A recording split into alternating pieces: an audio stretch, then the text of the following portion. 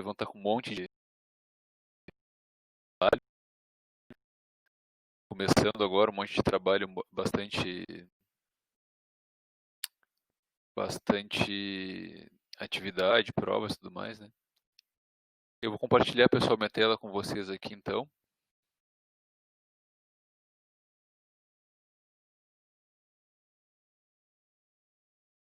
Vou ver se eu consigo. Não estou conseguindo.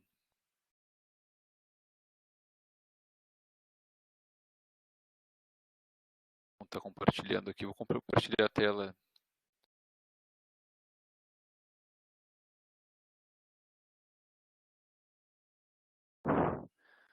Pessoal, vou compartilhar então a tela. Não estou conseguindo compartilhar só o PowerPoint, tá? Vou compartilhar a tela toda e qualquer coisa. De vez em quando eu vou olhando ali o chat para ver se vocês têm alguma questão, tá? Então, como eu estava falando, hoje nós vamos fazer uma revisão sobre o capítulo 4 do nosso livro, que é a gestão de operações logísticas. Tá? Na primeira aula nós vimos um pouco sobre o capítulo 2, principalmente, né? Um pouco do capítulo 1, também um pouco do capítulo 2, né? Principalmente o capítulo 2. E o capítulo 3, a parte de ergonomia e tudo mais, né? O material é tranquilo, né? E a gente vai revisar então, optei por fazer uma revisão do capítulo 4, já que é a nossa última semana, né? Semana que vem. Então vamos dar uma olhadinha aqui no que seria mais, não mais importante, né? Mas algumas questões a ressaltar aqui dentro dessa questão da gestão de operações logísticas. Basicamente, com relação a isso, né, o conteúdo do nosso curso com relação à gestão de operação logística, nós temos 4 tópicos ali, né? Planejamento e gestão da rede de operação de serviço, gestão de filas, gestão da capacidade da demanda e a melhoria operacional, produtividade, qualidade, garantia e a recuperação de falhas. Com relação ao nosso primeiro item, né, planejamento e gestão da rede de operações de serviço, nós temos basicamente 2 questões ali: serviços de valor agregado e terceirização do serviço. Com relação aos serviços de valor agregado, nós temos que diferenciar, né, o serviço de valor agregado dos serviços de zero defeito e os serviços básicos, né, os serviços gerais. E o conceito de cada um, né? Resumindo, né? Basicamente ali, o serviço básico é o programa de serviço ao cliente no qual uma empresa baseia suas relações comerciais básicas. Todos os clientes são tratados da mesma maneira, né? No nível definido para criar e manter a lealdade desse nosso cliente. O serviço com defeito zero, ele vai resultar da execução perfeita de um pedido, porque ele exige o nível máximo de disponibilidade logística, do desempenho operacional e também da confiabilidade. E dentro desses conceitos, né, o serviço de valor agregado, ele seria uma alternativa, ele é uma alternativa ao comprometimento do zero defeito, né, um comprometimento um comprometimento total, a fim de alcançar a lealdade também do cliente. Então a gente vai ver um pouquinho mais sobre o valor agregado aqui, o serviço de valor agregado. Basicamente nós temos podemos, né, identificar 4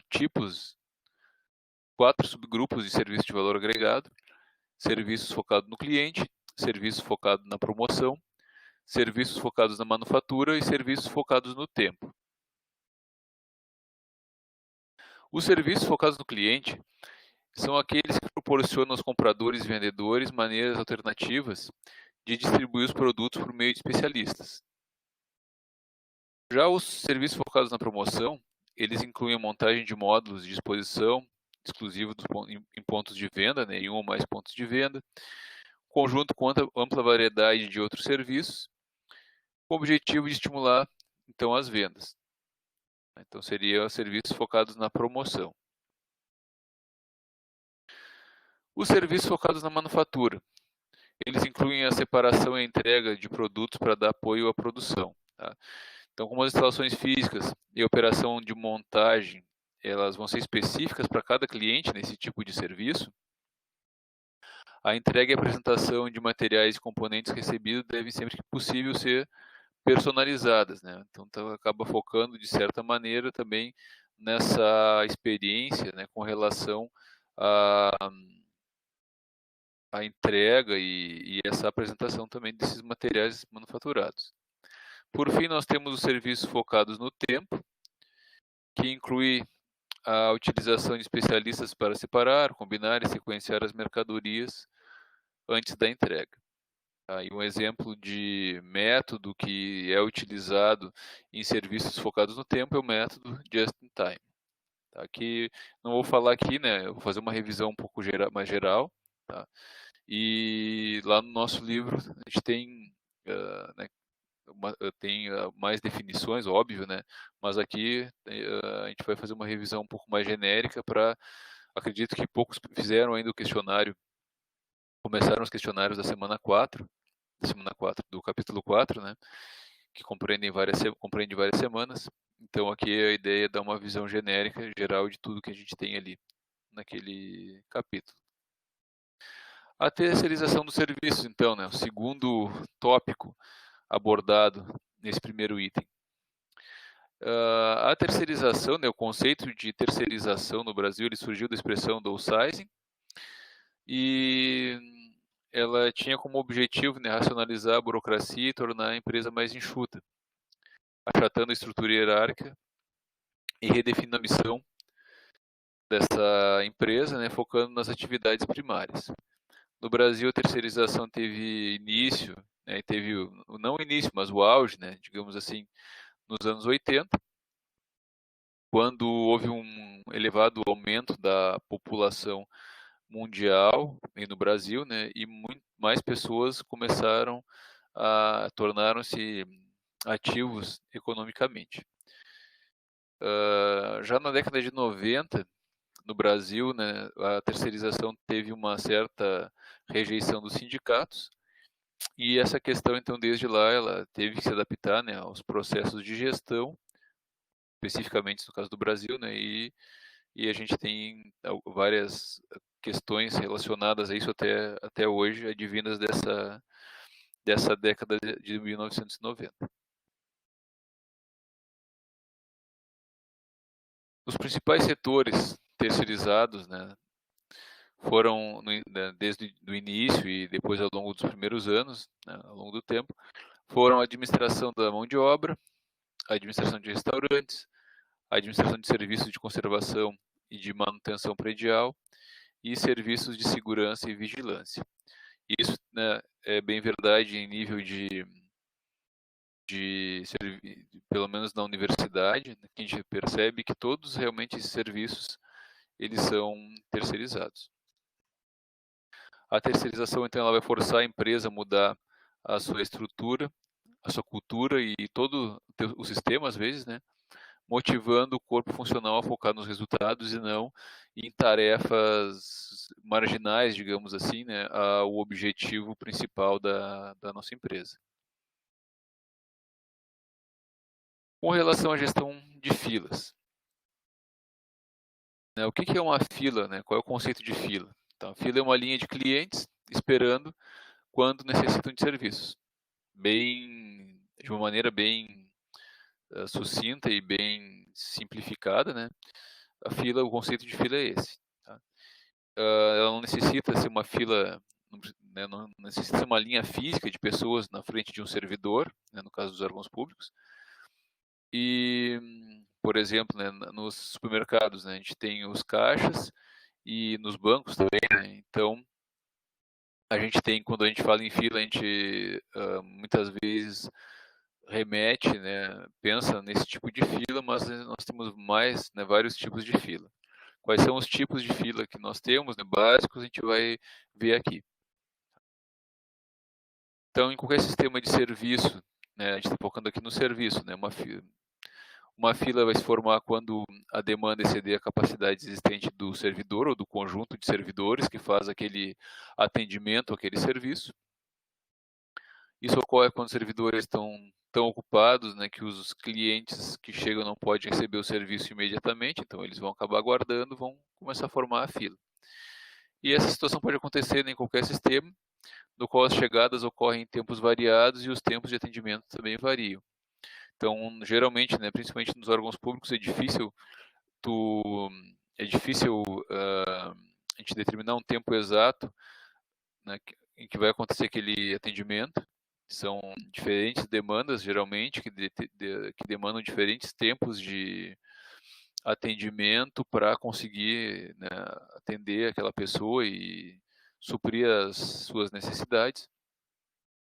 Então é bastante difícil de fazer um agendamento e aí, né, esse tipo de serviço está sujeito e geralmente a gente, né, encontra filas. Tem uma área de conhecimento específica que estuda as filas, né, é a teoria das filas, e nessa área se busca tomar decisões com relação às filas, óbvio, né, baseado em algumas medidas de desempenho. Então, se utiliza medidas de desempenho para tentar reduzir, eliminar ou controlar essas filas. Tá? Basicamente, o que se usa, né, algumas medidas, né, que se tem, que são utilizadas para a gestão das filas, né, o tempo médio, óbvio, né, o tempo médio que cada cliente fica na fila, o tamanho médio da fila, o tempo médio do atendimento, o tempo de ociosidade do sistema, a utilização média dos recursos e o número máximo de pessoas na fila. Né, até para determinar se existe, né, espaço físico disponível, se o espaço físico, né, destinado àquele tipo de atendimento, àquele tipo de serviço, vai comportar aquele número de pessoas que a gente está imaginando, né, ou que a gente está calculando, né, a ser atendido.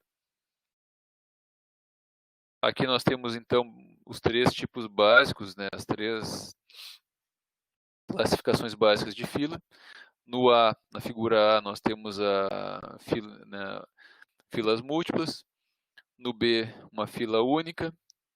E C, sistema de filas com senhas numeradas.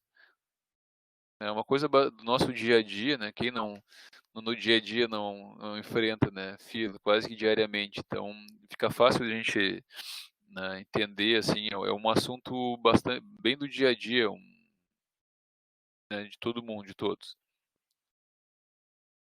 Algumas vantagens, então, né? Então nós temos os 3 tipos de sistema, né?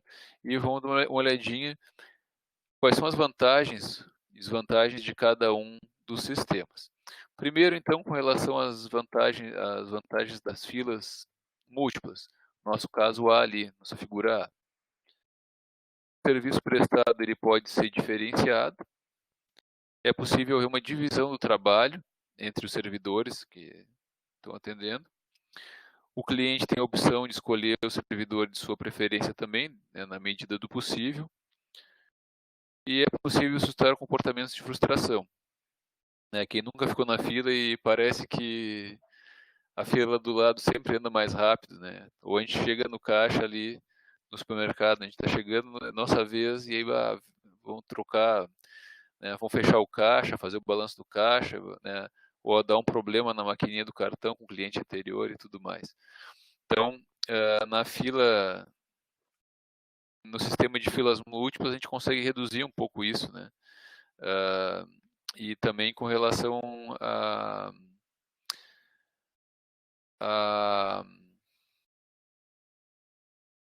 muitas vezes a gente chega e olha aquela super fila, né? E tá, vamos, né, a gente desiste, não, vou vir outro dia e tudo mais.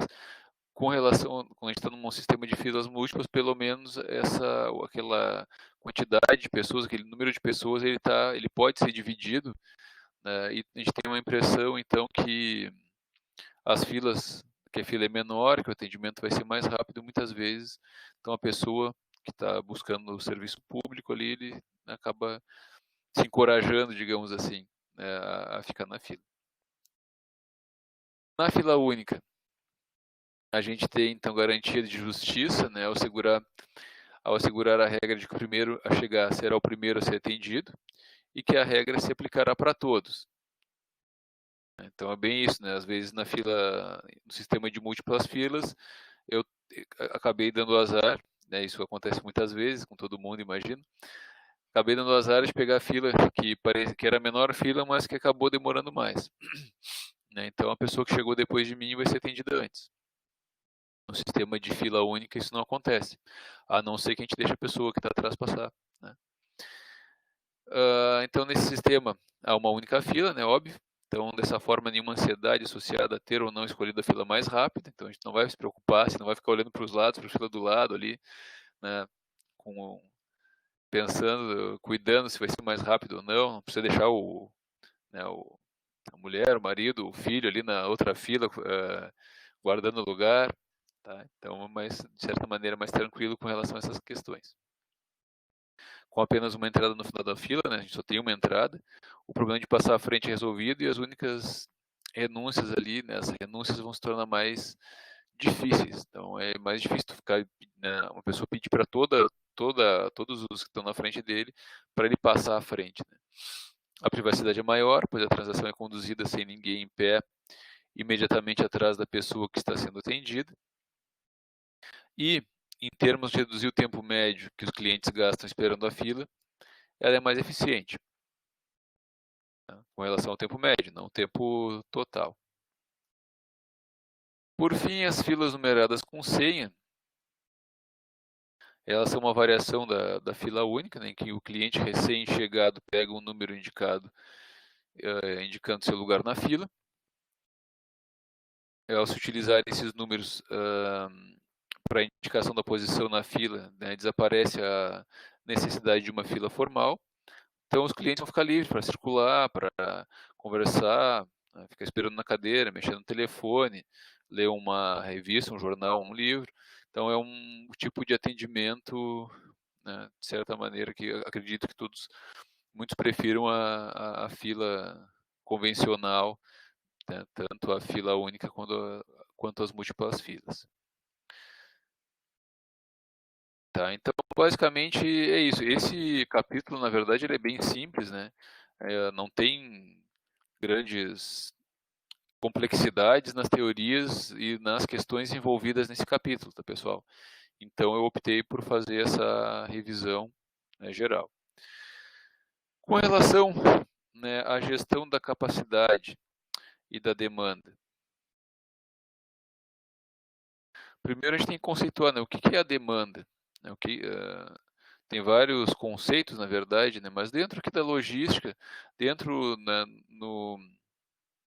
relacionado com o nosso material, o que a gente está lendo, que a gente vem lendo desde o primeiro semestre, né, do primeiro semestre de Logística 1, né, a demanda ela está relacionada com a procura, né, a quantidade de um bem ou serviço que os consumidores desejam adquirir por um preço definido em um mercado durante determinado tempo. Tá? Então, isso define a demanda. Ela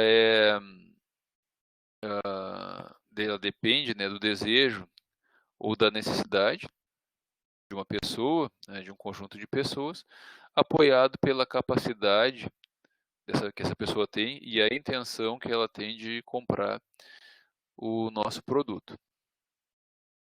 Né? Então, como ela depende disso, né, ela somente irá ocorrer se o consumidor tiver condições financeiras e o desejo de satisfazer, né, essas suas necessidades. Às vezes ele tem esse desejo, não tem condições financeiras, e às vezes ele tem condições financeiras e não quer satisfazer a necessidade, ele quer economizar, ele não tem tanto interesse assim, né, e não surge então essa demanda. Uma questão importante, né, quando a gente pensa na gestão da capacidade e na gestão da demanda é o conceito de gargalo. Né? O que seria o gargalo? Né? A gente geralmente identifica o gargalo como um problema, né? E ele está relacionado com o tempo do processo em si. Tá? Então, derivado da produção, se cada processo tem um tempo diferenciado, o gargalo será aquele de maior tempo. Geralmente, os outros processos terão que esperar por esse gargalo, digamos assim. Tá? Então, muito importante quando a gente está trabalhando com análise da capacidade ou a gestão da capacidade da demanda, né, é sempre identificar atividades que possam vir, são ou possam vir a ser gargalo no nosso sistema, né, pode ser tanto de produção quanto de serviço. Esses gargalos são as atividades mais demoradas, e então são eles que limitam a capacidade, né, de produção ou de atendimento. Tem várias técnicas, né, para a gente tentar descobrir, né, definir esses gargalos, mas que a gente não vai ver também, a gente não acaba não vendo na nosso componente curricular. Se quem tiver dúvida, quem tiver interesse, né, em trabalhar, tem algumas técnicas, tem o CPM, o PERT, o PERT-CPM, eles ajudam a encontrar, né, não só o gargalo, mas o caminho mais curto, os tempos também, tá? Alternativas para alterar a capacidade a curto prazo. Então, a gente está falando da capacidade da demanda com relação à capacidade, né, como a gente consegue alterar ela num curto prazo, né? Aumento da produtividade pela análise do processo. Eu vou analisar meu processo, eu vou verificar os tempos, vou verificar as capacidades, né, em geral a nossa demanda, e consigo então com isso, né, eu tento, né, com isso aumentar a produtividade. Posso trabalhar com programação dos turnos de trabalho, de atendimento também. Posso utilizar trabalhadores multifuncionais, multitarefa, né, pessoas que têm aquela habilidade de fazer várias tarefas ou né, tá em várias funções. Utilizar de hora extra e trabalhadores também adicionais em tempo parcial. Contratação de trabalhadores temporários para demandas sazonais, né, a gente vê muito isso em vários tipos de indústria. Compartilhar funcionários, né, no setor público, compartilhar um funcionário de um setor com outro é uma coisa bastante comum, né, em determinados momentos, assim. Agora o governo tem um programa, né, de estímulo aos funcionários trabalharem em outros órgãos e tudo mais, né.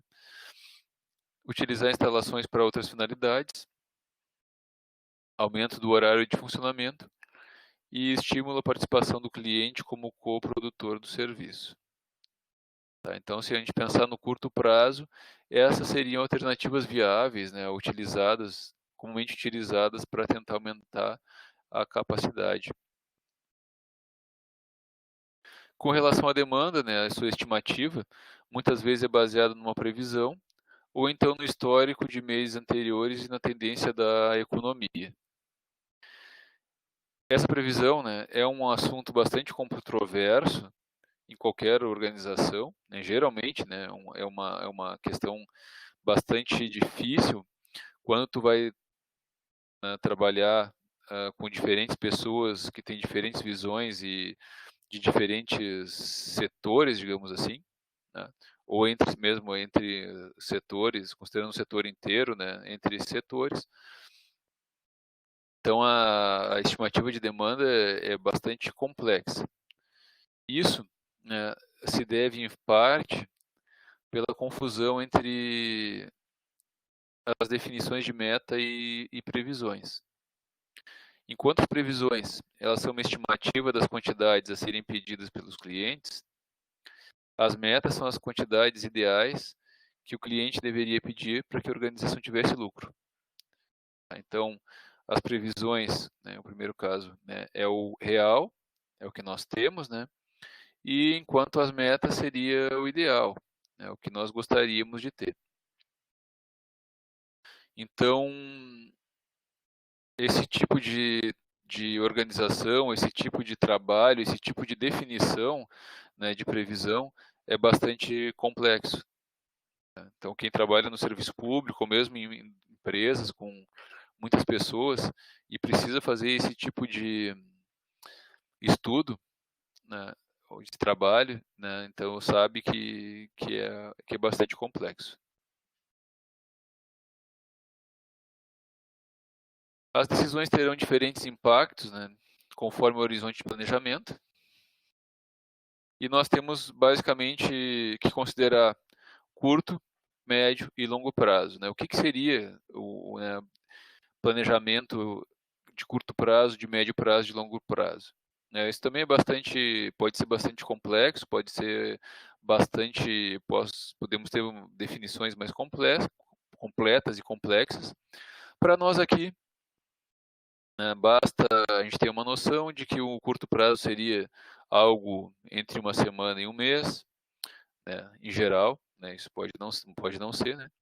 O médio prazo seria alguma atividade, né, que levaria de um mês a um ano, e por fim ali o longo prazo seria de um ano até mais ou menos 5 anos, né?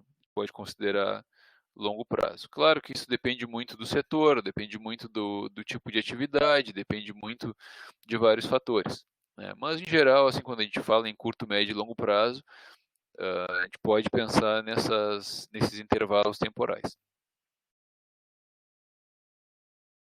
Para saber, né, então nós fizemos estudos, nós tomamos decisões, e essas decisões foram de curto, médio e longo prazo, e para ter certeza, né, que essa nossa decisão foi acertada, foi correta, só mesmo depois de decorrer um prazo e nós pudermos avaliar, né, o que aconteceu, se foi realmente, né, se essas decisões, o impacto das decisões tiveram o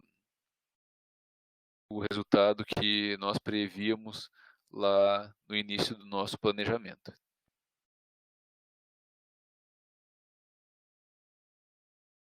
Nas decisões de curto prazo, os imprevistos não vão gerar, provavelmente, nem em geral, não gerarão impactos tão grandes, né? Enquanto que em decisões de longo prazo podemos ter, né, consequências bem maiores, caso venham a ocorrer erros, caso a nossa previsão, nosso planejamento não tenha sido, tenha errado muito, né, com relação ao que aconteceu na realidade. Tá? Então, em geral, essas decisões de longo prazo elas são bem mais impactantes que as decisões de curto prazo. Isso tudo, né, essas decisões envolvem planejamento, envolve, né, várias questões que trabalham, né, ou melhor, onde a gente precisa trabalhar, a gente precisa lidar com dados e a gente precisa lidar com informações. Então, quando nós vamos trabalhar com previsões, nós temos basicamente dois tipos, né, duas classificações ou duas abordagens de técnicas de previsão. Nós temos as técnicas de previsão quantitativas e as qualitativas. Né? Quais são os exemplos de técnicas de previsão quantitativas? Médias móveis, suavizamento exponencial, projeção de tendências, regressão simples, regressão múltipla, decomposição. Já técnicas de previsão qualitativa seriam o método Delphi, por exemplo, júri de executivos, forças de vendas, pesquisas de mercado, analogia histórica. Né? Alguns exemplos de técnicas qualitativas. Qual seria melhor, né? Qualitativa ou quantitativa? Depende muito, de novo, do tipo de trabalho, de atividade que a gente está analisando, o tipo de, até o mesmo local, né? A localização geográfica desse local, né? Que tipo de serviço ou que tipo de produto produz. Tá? Então, as técnicas quantitativas, elas vão ser baseadas normalmente em séries históricas, né? Vão ser baseadas em números, e enquanto que as técnicas de previsão qualitativas vão se basear em fatores subjetivos. Então, teoricamente, né, parece que as técnicas qualitativas, elas são mais quantitativas, desculpa, elas, né, vão dar valores numéricos, não vai estar sujeita a questões subjetivas relacionadas à experiência prévia ou, né, o julgamento de pessoas, né? Então, teoricamente, ela é mais neutra, digamos assim, né? Mas não necessariamente ela é mais acertada. Não necessariamente vai nos gerar previsões mais acertadas. Alguns métodos, então, né, aqui, dentre os métodos qualitativos, como a gente estava vendo aqui na figura, né, nós temos o método Delphi. O método Delphi, ele é um método interativo que permite que os especialistas, né, mesmo distantes uns dos outros, incorporem o consenso de suas opiniões subjetivas ao processo de previsão. O júri de executivos captura a opinião de pequenos grupos, em geral de pessoas com cargos de alta direção. Então, né, o que pode ocorrer é que nem sempre a estimativa represente o consenso do grupo, né? Vai ser, ou como eu tenho poucas pessoas, tá, eu vou ter esse problema de talvez, né, se forem questões bastante controversas, eu não ter um consenso, né, e não, ou por serem decisões tomadas por poucas pessoas, talvez elas não sejam tão efetivas, né, quanto poderiam ser. As forças de venda. Nesse tipo de previsão ocorre entre representantes comerciais e vendedores. Cada um vai estimar a sua previsão e essas previsões então vão ser agrupadas e vão ser trabalhadas depois, posteriormente. Na pesquisa de mercado, se avalia diretamente os consumidores e os possíveis clientes, né, acerca de suas opiniões e acerca de possíveis, né, compras ou pretensão de compras futuras. Por fim, na analogia histórica, se costuma comparar a outro semelhante existente, tá? Seja baseado no que o concorrente fez e que deu certo, ou no serviço ou produto já existente na empresa. Então, muitas vezes, né, tu vai, né, realmente criar uma analogia. Se deu certo para o fulano, né, vai dar certo para mim também. Nós já fizemos isso, nossa empresa já fez isso, nosso órgão já fez isso, nosso setor já fez isso em algum momento e funcionou. Então, né, por analogia, se nós tomarmos as mesmas ações, provavelmente vai funcionar de novo.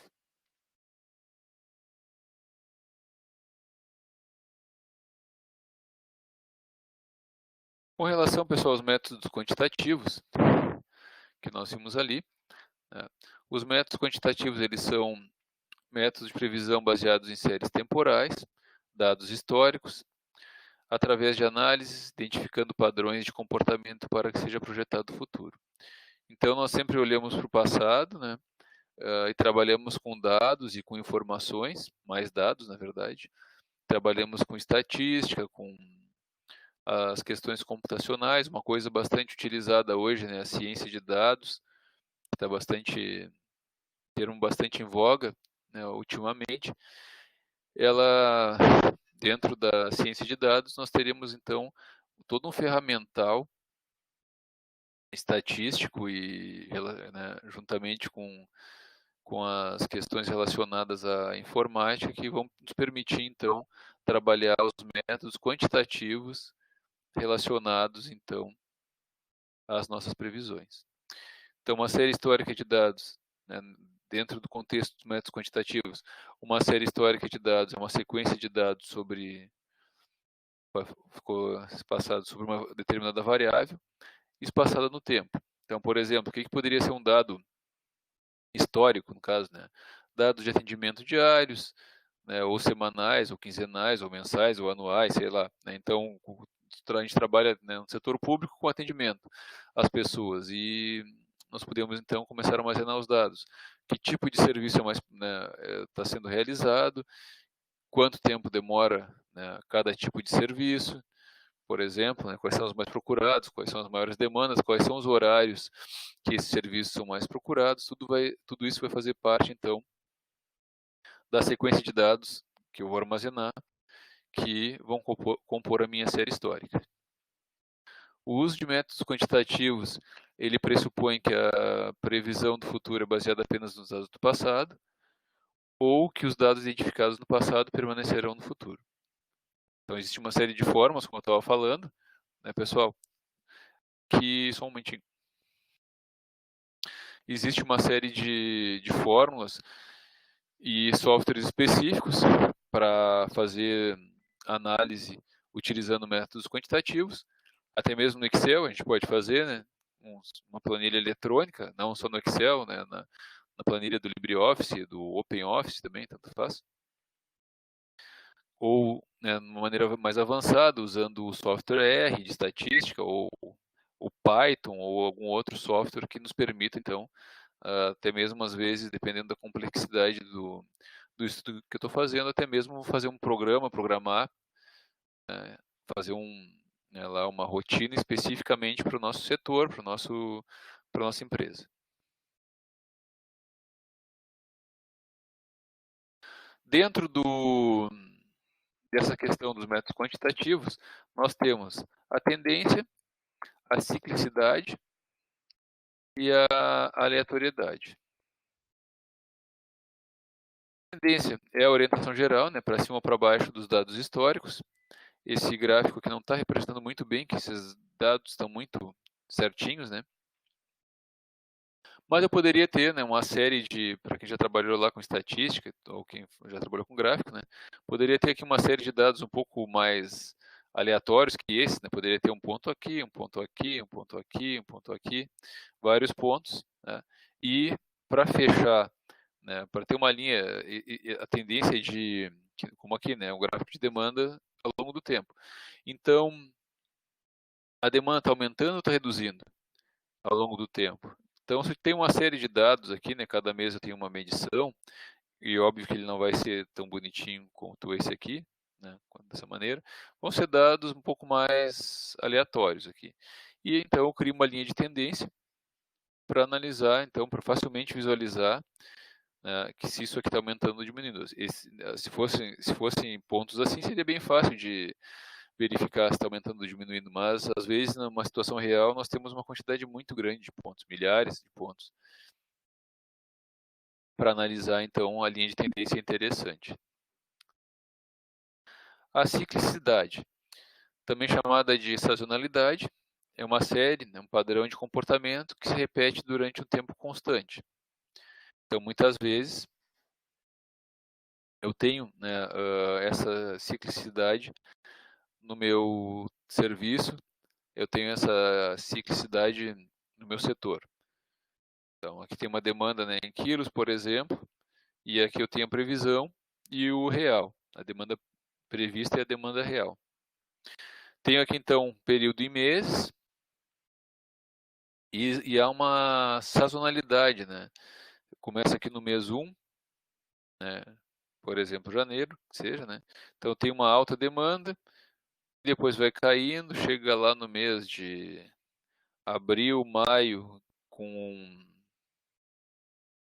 piores, né, as menores, digamos assim, não que seja pior, né? Mas as menores demandas. A partir daí, então, eu percebo um aumento, né, sucessivo na demanda até chegar de novo no pico, e a partir desse pico minha demanda vai começar a cair de novo, e aí ela vai atingir o ponto mais baixo e depois ela começa a subir de novo. Tá? Então essa seria a sazonalidade relacionada então a esse tipo de análise quantitativa, né, que nós estamos fazendo. E por fim aqui eu tenho a aleatoriedade. São variações aleatórias que ocorrem sem sabermos porquê, portanto são imprevisíveis. Não sei, pessoal, se vocês analisam dados, se vocês trabalham, manipulam dados assim, mas muitas vezes eu trabalho com dados climatológicos, por exemplo, dados de vazão, e a gente está trabalhando no mestrado com dados também de produção agrícola, tanto da agricultura quanto da pecuária. Então, apesar de a gente ter tendências, às vezes a gente tem alguns dados bastante aleatórios.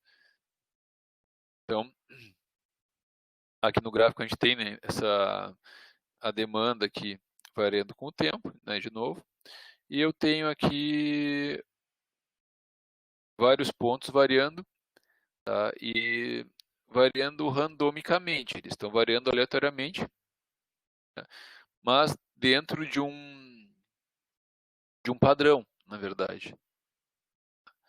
Já esse ponto aqui, bem embaixo, ele é um ponto, uma variação irregular. O que será que aconteceu, né? Que a demanda que vinha subindo, vinha apresentando um determinado comportamento, ela, né, nesse mês de agosto aqui, ela alterou completamente. Ela apresentou um comportamento completamente diferente do resto do tempo. Então, nós nos referimos a isso como uma variação irregular dentro da nossa série de dados que tem uma variação randômica. Tá?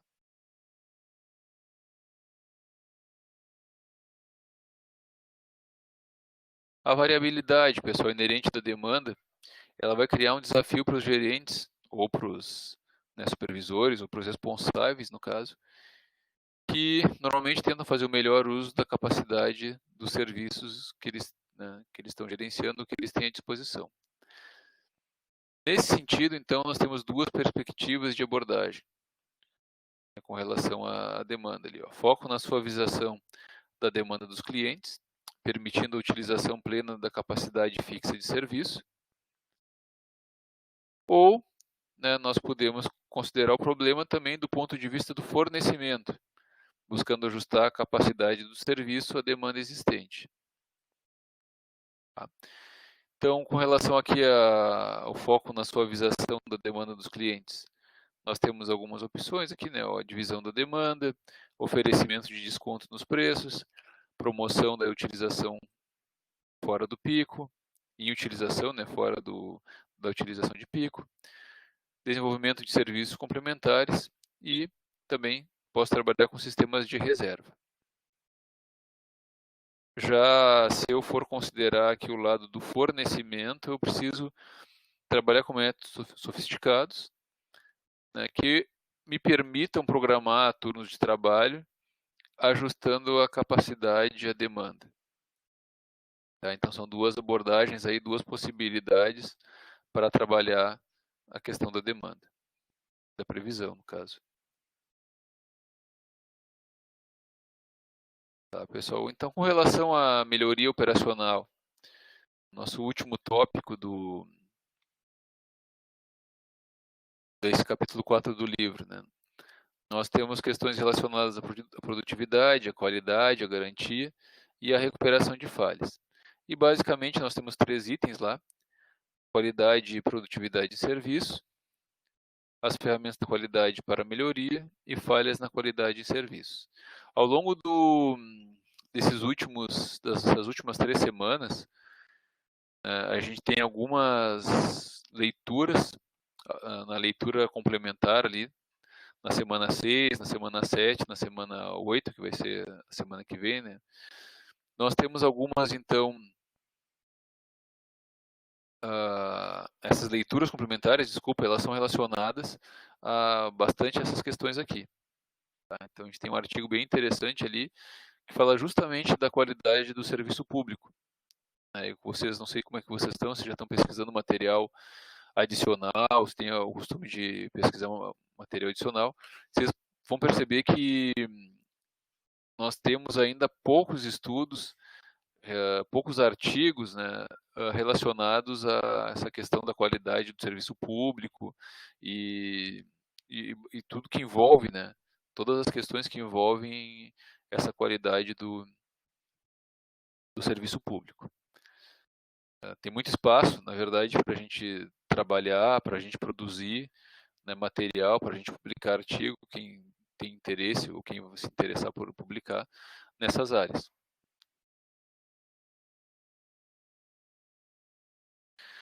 Mas, vamos dar uma olhadinha aqui então com relação à melhoria operacional.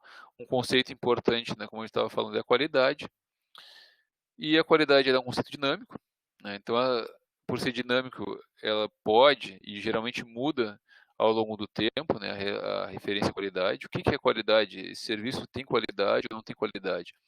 O que pode ser considerado como uma qualidade hoje, talvez amanhã não seja uma qualidade, por outro lado seja até uma questão problemática de um serviço ou de um produto. Por ser um termo de domínio público né, muitas vezes a qualidade pode ser entendida de forma incorreta, né, pelas pessoas, pelos clientes, pelos consumidores de nossos serviços ou de nossos produtos. E dentre os diversos conceitos existentes, o mais aceito é o de adequação ao uso, aquele que o consumidor considera importante que atenda às suas necessidades. Então, ele é adequado ao uso ou não? E com relação a essa adequação ao uso, qual é o nível de qualidade? Então, geralmente, quando a gente trabalha com qualidade, pensa em qualidade, a gente vai se referir a essa questão da adequação ao uso. Ele pode ser de ótima qualidade do ponto de vista do material utilizado, mas ele pode não ter qualidade quando eu vou usar aquilo, né, para uma determinada atividade.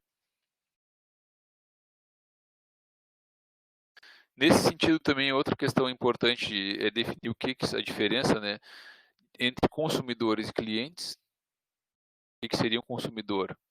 O consumidor é aquele que vai consumir diretamente o produto, né, ou o serviço que nós estamos oferecendo. Então, por exemplo, passageiros de um ônibus, as pessoas comprando um serviço em uma loja, pessoas almoçando no restaurante, tá? São consumidores, então eles estão consumindo diretamente. E os clientes, no caso, são aqueles que sofrem o impacto do uso dos produtos. Tá? Se eu for pensar, então, no ônibus, né, nos passageiros do ônibus, que são os consumidores, o cliente poderia ser, né, pessoas da calçada, pedestres que estão sendo afetados, no caso, por positivo ou negativamente, né, por esse ônibus, no caso, né, aqui, ó, fumaça, barulho do motor, aqui só impactos negativos, né, mas a gente pode ter também impactos positivos, né. Por isso que nós temos nas, nas cidades, obras maiores, nós precisamos sempre fazer a análise do impacto de vizinhança. Então, de certa forma, né, para entender, se eu quero abrir uma filial, né, de um supermercado grande no centro da cidade, qual o impacto que isso vai ter? Né? E o impacto onde? Né? Na rede elétrica, na rede hidrossanitária, no sistema viário, né? Na questão ambiental. E então esses estudos de impacto de vizinhança, eles consideram, né, todos os cidadãos, de certa maneira, como clientes que podem vir a sofrer impactos, né, positivos ou negativos daquele empreendimento, no caso, que a gente está analisando.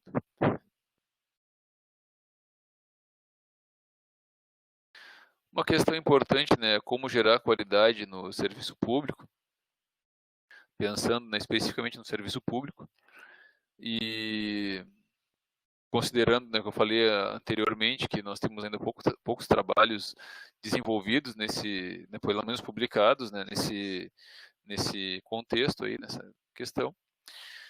Para entender um pouco melhor sobre a questão da qualidade, né, o que seria o funcionário público, né, qual a definição? Uma das definições possíveis aqui, né, de funcionário público, ele é uma pessoa que exerce legalmente função administrativa de âmbito federal, estadual, municipal e de caráter público. O cargo ou função pertence ao Estado e não a quem ocupa esse cargo. Então, o Estado tem direito, né, discriminatório de criar, alterar, suprimir cargos ou funções, que é o que, de certa maneira, a gente está vendo, né, essas discussões agora, que o governo federal quer excluir várias funções, vários cargos, e então essa é uma prerrogativa do Estado, né? Ele pode fazer esse tipo de coisa mesmo. Quando a gente pensa, então, na melhoria, na qualidade do serviço público, na melhoria da sua qualidade, algumas questões, né, alguns princípios estão relacionados a isso. Algumas questões devem ser levadas em consideração. O recurso básico de geração de qualidade no serviço público, em geral, é o funcionário público. Ele mesmo e seus colegas é quem precisam gerar os programas de motivação, já pensando especificamente em programas de melhoria, né? Como que a gente pode fazer para entender como o nível de qualidade do serviço que nós estamos prestando como servidores públicos e, né, de que maneira posso melhorar, né. Os programas de qualidade precisam estar voltados primeiramente para a satisfação do próprio funcionário. Ele irá repassar muitas vezes a sua motivação para o atendimento conforme suas relações com o empregador, no caso do Estado, né? Então, por isso, a questão da motivação é bastante importante no serviço público. O programa, né, deve manter ações de curto, médio e longo prazo e, se possível, aliar com algum tipo de bonificação, algum tipo de, digamos assim, né, premiação, que não necessariamente precisa ser uma premiação financeira, né? E, por fim, se deve determinar, né, um processo de custo-benefício, sendo o custo largamente compensado por benefícios de racionalização do processo administrativo. Então, essas são algumas questões que a gente deve levar em consideração quando a gente pensa, né, na melhoria da qualidade do serviço público. Com relação a isso, então, nós temos, né, pelo menos 3 aspectos que exemplificam os desafios relacionados à qualidade do serviço público. Quem é servidor público, né, vive isso e sabe que realmente a gente tem essas questões. Quem quiser comentar alguma coisa, o pessoal sempre, né, fiquem à vontade aí para fazer os comentários, tirar as dúvidas. Então, a gente tem no setor público, né, a cultura da rotatividade. A cada 4 anos, né, e há uma grande troca de pessoas, né, que ocupam os cargos políticos. Muitas vezes esses cargos ocupados, esses cargos políticos, eles são cargos de chefia, e isso atrapalha, não atrapalha, mas isso mexe, digamos assim, com todo o setor, um conjunto de setores, uma unidade inteira, né. Nós, na universidade, não sofremos tanto com isso, né, indiretamente sim, mas acredito que as pessoas que trabalhem em outras, né, esferas, em outros setores, outros tipos de serviço, e principalmente no serviço municipal, né, sofram mais com relação a esse tipo de coisa. Outra questão, né, o aumento de clientes não resulta em mais recursos, nem sempre resulta em mais recursos, né. A população aumenta e as migrações entre municípios, né, esse movimento de pessoas entre um município e outro também ocorre, e isso causa muitas vezes aumento de população, mas isso não significa que a arrecadação de impostos ali do município tenha um aumento proporcional ao aumento da população. E, por fim, o equilíbrio entre a quantidade e a qualidade também é uma questão importante, né? Muitas vezes o serviço prestado ele não é adequado, ou a qualidade da informação, né, do serviço é baixa. Então, são 3 questões a ser consideradas e a ser avaliadas quando a gente pensa na qualidade do setor público, dos serviços. Com relação a ferramentas de qualidade, né, para melhoria, como não é uma questão importante, né, como que a melhoria contínua, né, em produtividade e qualidade pode ser transformada em parte integrante da cultura de uma organização de serviços, né, de uma empresa, de um órgão público. Como é que a gente consegue, né, fazer uma coisa desse tipo? Claro que aqui, né, nós estamos falando em logística e processos, então não é o foco, né? A gente está vendo isso num contexto bem mais amplo, bem mais genérico, digamos assim. Imagino que vocês devam ter algumas cadeiras que aprofundam esse conhecimento, tá? Mas com relação a isso, né, o nível de satisfação do cliente depende do valor ofertado a ele pelo processo. O valor que será percebido, né, pelo cliente, o que de fato o cliente valorizou e com o que ele ficou encantado. São questões importantes que as empresas normalmente focam bastante e trabalham bastante isso, e no setor público muitas vezes, né, talvez a gente não tenha essa ênfase que as empresas privadas têm. Nesse contexto temos algumas ferramentas também que auxiliam ou que se propõem a auxiliar a melhorar a qualidade dos serviços. E quais são essas ferramentas, né? Basicamente nós temos o brainstorming, diagrama de causa e efeito, né, ou diagrama de espinha de peixe, a matriz Guth, os planos de ação 5W2H e o PDCA. O que seria cada um desses? Pessoal, como eu falei, a aula de hoje era uma revisão geral assim, desse capítulo, ela vai ser mais breve, tá? Então já estamos indo mais para o final da aula. Bom, o que seria o brainstorming, né? Ou, né, aportuguesando, né, a tradução tempestade de ideias. O brainstorming ele tem como objetivo encontrar uma ideia, seja para o melhoramento de um serviço existente, a criação de um novo serviço, ou alteração ou melhoria de um processo, ou, né, para a gente encontrar uma solução para um problema que estamos enfrentando. E ele consiste basicamente de, né, alguns passos, né? Primeiro, cada um dos participantes vai lançando ideias, uma ou mais ideias, inicialmente sem ser avaliada essas ideias, né, e sem um julgamento preliminar, a pessoa só vai tirando as ideias, né, que tem na cabeça, colocando, né, em algum formato que a gente consiga depois reunir isso. Depois um facilitador anota as ideias até que o grupo decida que elas se esgotaram. E, após cada ideia avaliada sem críticas, a pessoa que sugeriu e vai se compondo um conjunto, um quadro de ideias, e elas vão sendo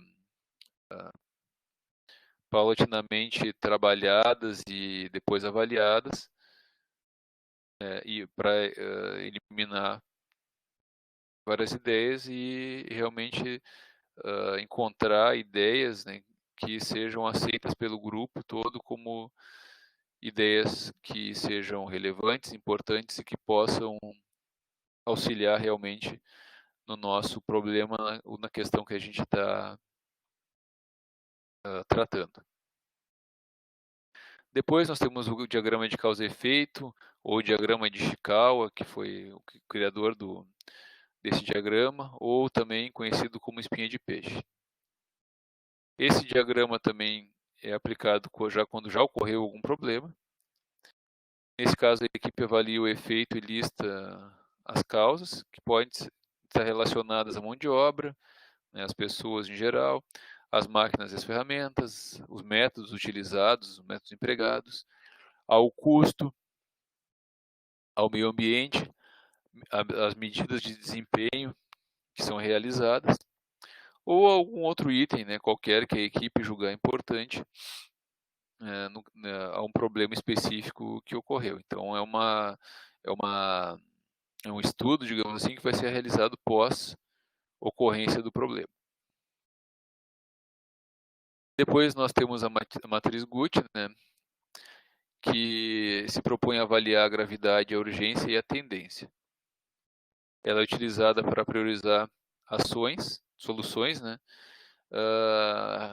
a serem realizadas. Então, qual ação será realizada primeiro? Qual solução, né, definida será utilizada primeiro? Então, utilizando uma matriz Guth, a gente consegue, talvez, né, teoricamente, a gente consegue definir isto, né? A gravidade, né, o G de gravidade, é a medida do impacto causado, né, no caso, por esse problema e as suas consequências.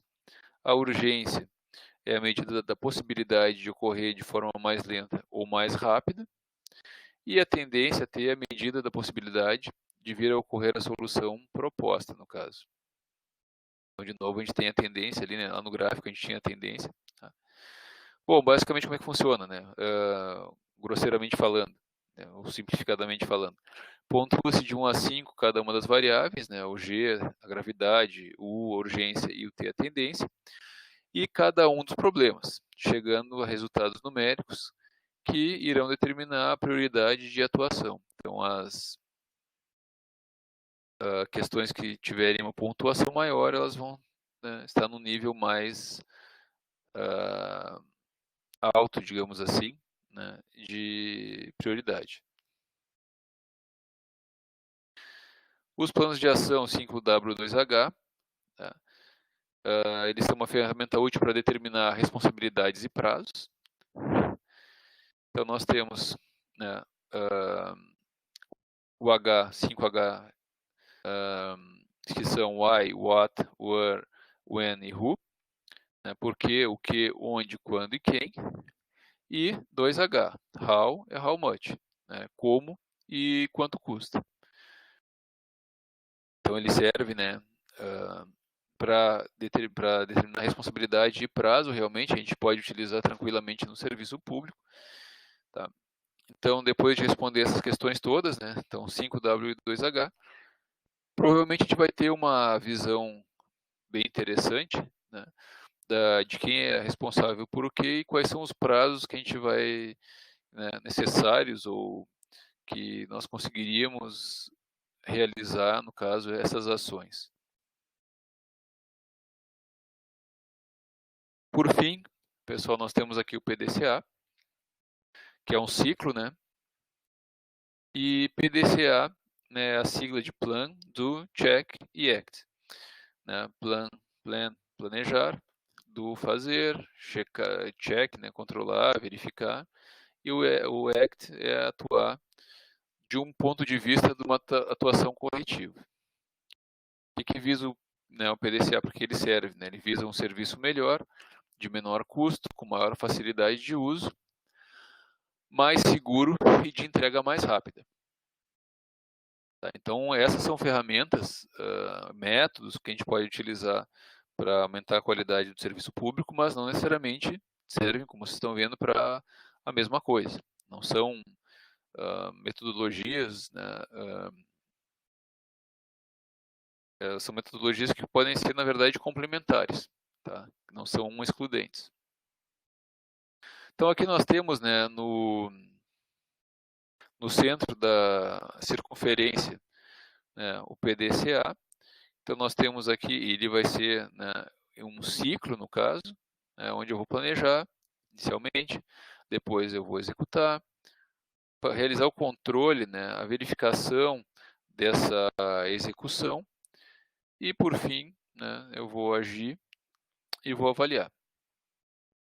Então, no início, aqui eu tenho, né, desenvolvimento, tenho as metas. Tendo as metas, eu vou procurar métodos, né, para conseguir atingir essas metas. Tendo as metas e os métodos, eu posso sentar e realizar, então, o planejamento e a execução. Tá? Isso dentro do D da execução. Isso vai envolver, né, educar e treinar as pessoas, fazer realmente, né, realizar, e depois vou medir, né, porque como eu vou saber se as minhas metas estão sendo atingidas, né, eu tenho que ter uma ferramenta de medição. Então aqui né, ainda que eu estou medindo, depois verificar e comparar com o planejado, depois de medir, então, isso tá de acordo com as metas, está de acordo com o que foi pensado, está de acordo com o que foi definido, né? Eu estou atingindo as metas ou não. Tá? Então, um passo posterior, análise de geração de resultados e avaliação de alternativas, caso não esteja ocorrendo, né, caso não esteja atingindo as metas, ou caso eu esteja atingindo as metas, mas não, né, posso alterar algumas questões, vou estar aqui então avaliando alternativas, né, para alterar alguns procedimentos. Por fim, desenvolvo, né, essas alternativas, né, e vou lá então e recomeço o ciclo redefinindo as metas, né, e aplicando, né, todo o ciclo novamente do PDCA. Bom, no planejamento, né, então a gente viu ali que são 4 etapas básicas, né, o planejar, o fazer, o controlar, o verificar, o executar e atuar corretivamente. No planejamento, então, são estabelecidas as metas e os objetivos a serem atingidos e a maneira e o método a ser utilizado para atingir as metas propostas. Então, nessa etapa de planejamento, vai ser elaborado o planejamento da execução das tarefas e das atividades de acordo com o método escolhido, ou os métodos escolhidos. Depois, tenho a etapa de execução, né, onde executam-se as tarefas de acordo com o método estabelecidos, né, e vou coletar dados também, já para poder depois medir essa execução. O controle, ele pode envolver várias questões também, né? Aqui eu tenho um exemplo, né, um fluxograma aqui de um controle de processo em serviço, onde eu tenho aqui a entrada do cliente, o processo de serviço e a saída do cliente. Relacionado ao processo aqui, eu tenho os recursos e eu tenho ainda aqui, né, o conceito do serviço. Tá? Tenho que estabelecer medidas de desempenho. Entre o processo de serviço, né, e a saída do cliente, eu tenho aqui o monitoramento, né, e adequação aos requisitos definidos aqui na etapa anterior, onde eu defini as medidas de desempenho. Então, eu monitoro. Se for o caso, eu vou identificar as causas da inadequação, adotar ações corretivas, e isso aqui vai entrar, então, junto com os meus recursos, nesse processo, né, para melhorar esse processo de serviço. Por fim, pessoal, nós temos aqui o agir e o avaliar, que seria a última etapa, né, do PDCA. Essa etapa visa identificar as diferenças ocorridas, né, ou o que não aconteceu conforme planejado, e posteriormente gerar soluções ou discutir, né, soluções para correção e para prevenção desses desvios. Depois de analisar as várias alternativas, escolhe-se a melhor solução e se desenvolve, então, um padrão, ou se utiliza padrão existente, né, experiências existentes, para tentar resolver. Nessa fase, a gente pode fazer o uso de outra técnica, né, que é o 5S. O 5S vem de algumas palavras, né, japonesas, que, né, meu japonês não é... tá? E que foram traduzidas para o Brasil para censos. Tá? Então, é o senso de organização, o senso de arrumação, senso de limpeza e higiene, senso de padronização e o senso de disciplina. Então, a gente pode aplicar a técnica do 5S dentro da técnica, né, dentro desse método do PDCA que eu estou utilizando para medir, né, o desempenho do meu órgão, do meu setor, alguma coisa da minha atividade, tá? Alguma coisa assim. Tá, pessoal? Eu vou, então, com isso, nós finalizamos esse capítulo, nosso último capítulo do nosso material de estudo. E eu deixo em aberto, então, para, se vocês quiserem fazer alguma colocação, se vocês quiserem, né, conversar um pouco. A aula era para ser bem curta, não foi tão curta, né? Mas conseguimos abranger todo o capítulo 4, né, de uma maneira bem básica. Espero que tenha ajudado um pouco, né, que às vezes a gente só lendo aquele material é um pouco cansativo, um pouco chato mesmo, né? Espero que tenha ajudado vocês a, a pegar esse conteúdo, né, de uma maneira então um pouco diferente do que vocês estão acostumados nessas toda semana, nessas 7 semanas até aqui, desde o início do nosso semestre. E não sei, pessoal, se vocês querem fazer alguma colocação. Eu vou parar aqui o compartilhamento da tela, tá? Senão vai ficar...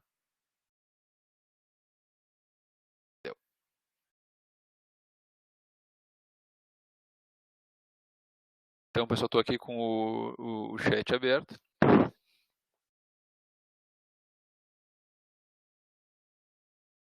se ninguém tem nenhuma dúvida, acho que seria isso, pessoal. Então, tá, que eu gostaria de passar para vocês hoje, né? Conseguimos. Obrigado, Pedro. Conseguimos abranger várias coisas. Vocês vão ler esse material, que não leu ainda, imagino que vários não tenham lido ainda, e de certa maneira, às vezes a gente fica com um pouco de dúvida, embora sejam várias coisas simples, elas no contexto que elas estão colocadas e da maneira como elas são colocadas, às vezes parece que não tem muita relação uma coisa com a outra, tá? Mas, né, continuem a leitura que depois acaba tudo, de certa maneira, fazendo sentido. Tá? Então, pessoal, eu vou me despedindo, né, e liberando vocês, caso ninguém tenha alguma questão. E lembrando a todos que, né, nós temos nossa prova em seguida, temos vários questionários para responder. Todos os questionários eles acabaram ficando abertos, né? A partir da verificação de que nós tínhamos resultados melhores se deixássemos os questionários abertos por mais tempo, a gente foi deixando abertos os questionários. Então, sei que bastante gente ainda não, né, tem vários alunos que desde da primeira semana estão respondendo, né, semanalmente, estão conseguindo não deixar os questionários acumulando.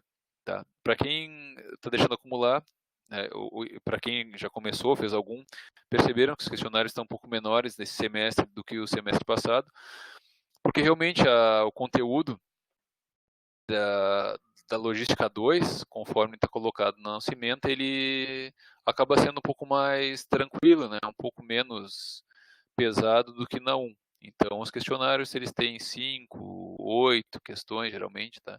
Tá um pouco mais tranquilo. Mas não deixem para a última semana. Tá? Claro, alguns vão deixar, alguns não podem, não conseguem. Miriam, bem mais leve, né, o conteúdo, né, do que no primeiro semestre foi bem mais corrido, assim, bem mais puxado, tá? Mas procurem não deixar, então procurem para quem não começou ainda, para quem está no meio, tentem, se possível, ao longo da semana dar uma regularizada na situação e a gente fica à disposição.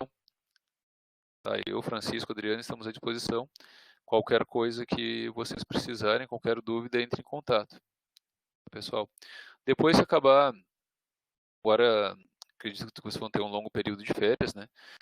E me coloco à disposição, caso alguém tenha interesse de trabalhar alguma questão, né, a mesmo nível de projeto de pesquisa, né, uma pesquisa mais simples, assim, ou algum projeto de extensão, ou mesmo de ensino relacionado ao que a gente viu aqui, eu fico à disposição, tá? E vocês me contatem e por e-mail, no Moodle mesmo, que a gente pode ir conversando, tá? Claro que talvez agora vocês devem estar com bastante coisa, né, para pensar e fazer, não vão pensar sobre isso.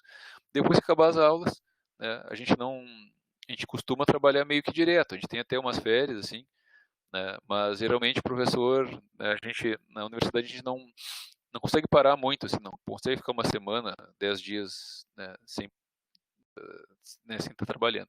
Então, vocês podem entrar em contato, seja em outubro, novembro, dezembro, tanto faz, tá? Que daí a gente pode ir conversando, né? Posso tentar ajudar vocês, né, com as coisas né, nessas questões que eu tenho um pouco de conhecimento, tá? Para construir trabalhos em conjunto, talvez. Tá, pessoal? Então, no mais, desejo uma boa noite a todos, tá? Uma boa semana e nos vemos então na nossa prova no próximo sábado. Não deixe então de fazer os questionários e não fique com dúvida para a prova, tá?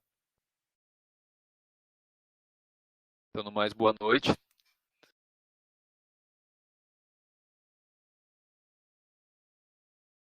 Eu vou desligar aqui minha câmera e vou ficar com áudio só.